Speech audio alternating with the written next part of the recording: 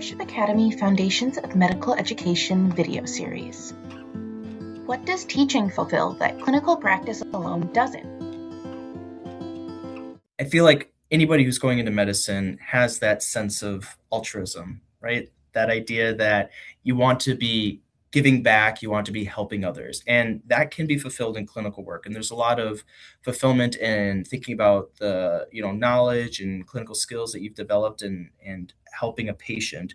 But that also can come with some burden in some sense. I mean, especially in psychiatry, I think it can go without saying, like sometimes the care itself can be pretty emotionally heavy.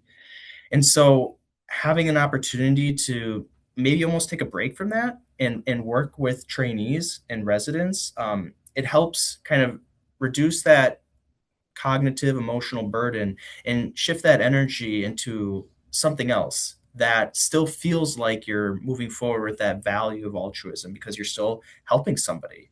And I think there's a lot of fulfillment in the idea that you're moving a little farther upstream, right? From this concept of people falling in the river, pulling them out of the river. If you can work upstream a little bit more to understand why are they falling in the river and maybe develop a system that helps prevent people from going down that path. That's what it kind of feels like when working with residents. It feels like you're helping the broader system, the specialty. And so there's a lot of fulfillment that you get outside of clinical care. Clinical care, I'm helping the direct patient, but with training, you feel like you're helping the overall medical culture, again, which can be really gratifying.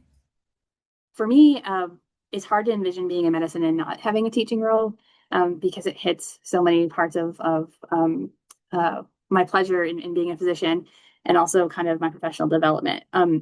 For one, what I found with teaching is it's a really great way to stay up to date. I can't tell you how many times I thought I was up to date, and then I had a resident or student come in and mention the latest guideline or something that changed, and I had to pause and go back and read about it.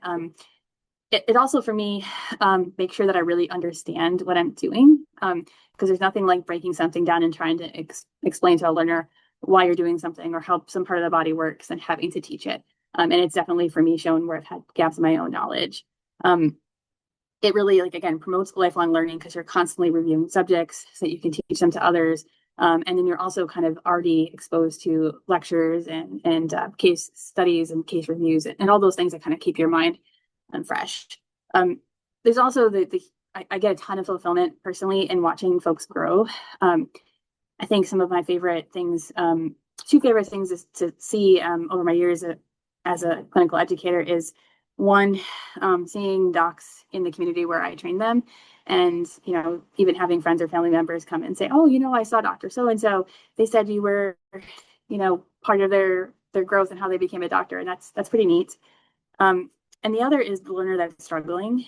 So sometimes struggling learners can be very frustrating and really challenging. But when you watch a struggling learner finally get it and be successful and graduate and then later on see them in the community or wherever they practice, that's super rewarding. So I think teaching, being a faculty member and being a program director has been super rewarding for me for all those reasons. But it allows me to be a doctor, but also to have this whole other wonderful aspect to my day-to-day and to kind of my legacy in medicine. One of the main things that really fulfills me in academic medicine versus clinical practice alone is the variety I get. And I really, in reflecting on it, think about why I chose family medicine in the first place. It was because I loved all the things. I loved all the ages. I loved helping people at various stages throughout their life.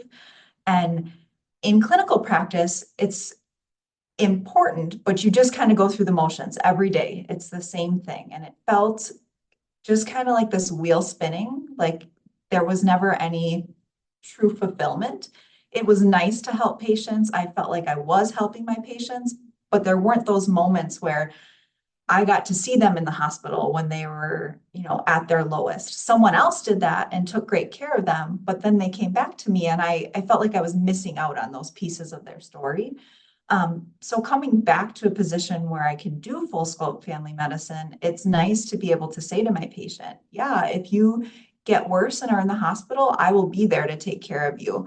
Or yeah, you're you decided to have a family, that's great. We can take care of you and your baby and throughout the whole pregnancy and even after your baby's born.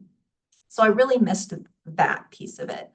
I also think, medicine has this huge administrative burden that isn't going away anytime soon. And when you're in clinical practice and just seeing patients, back to back all day, that gets really burdensome. And there's a lot of extra things that you just work after hours or work through your lunch hour for. And I think being in a residency setting, there's really designated times to do things. And it's not so much you have to figure it out on your own and take away from your life. We respect that you have a family outside of work, and that's important. And we're going to build time into your schedule to be able to do those things. I also really think I love that I can go to the hospital in the morning, see patients in clinic, and then staff with the residents all in one day. That variety is just amazing, and it's really fulfilling at the end of the day. Leadership Academy Foundations of Medical Education video series.